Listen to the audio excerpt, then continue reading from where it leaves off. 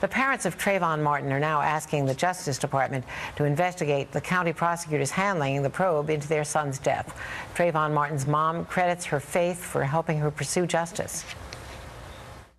I know beyond a shadow of a doubt that God is in control.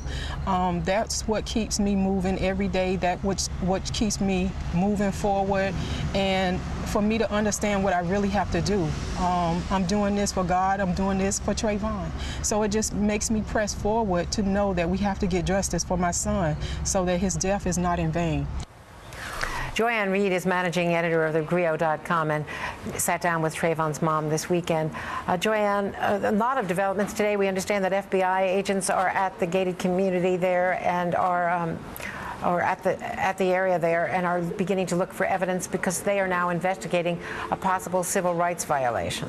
Yes, that's correct, Andrea. We just learned this morning from Mike Isikoff that FBI agents are now on the location where the shooting took place at the retreat at Twin Lakes, that housing complex in Sanford, Florida, and that in addition to that, you now have the attorneys for the Trayvon Martin's parents requesting that the Justice Department look into some new developments, the development that we reported last week that I got from an anonymous source, that the state attorney at the time, Norman Wolfinger, was actually on site the night that police decided to release George Zimmerman. But in their letter, they also say that a family members, as they put it in the letter, of George Zimmerman might have been there. So this is actually a pretty huge development. You have the attorneys making this request that the Justice Department look into not just the investigation, but the Sanford police.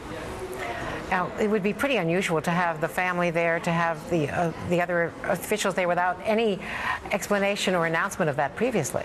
Well, and also it'd be unprecedented. I mean, just the fact alone that was confirmed to me by the spokesman for Sanford Police that the police chief, Bill Lee, came to the site of the shooting. He lives in the neighboring county, drove down on a Sunday night to be on the set of a shooting, which is in and of itself unusual, according to sources that understand how the police department works there. Then, in addition, if you had the state attorney who ultimately would take this case before he himself recused from the case, showing up and talking with the police chief, talking with the chief of investigations, and then overruling the lead investigator in the case and then releasing George Zimmerman. If you add to that family members were there, it could be a particularly, a big development. And I understand that the attorney for George Zimmerman has indicated that he will give himself up, that he's not hiding from police if there is an arrest. Well, when I was in Sanford, what we were always consistently told is that George Zimmerman has, A, not fled the country. The police know where he is. They know how to get in touch with him. I got the sense that he is still in the area, that he hasn't left the state. And I do believe that he is probably, with his attorney, prepared at any time if, let's say, an indictment were to happen or he were charged with something, that he would be accessible to authorities.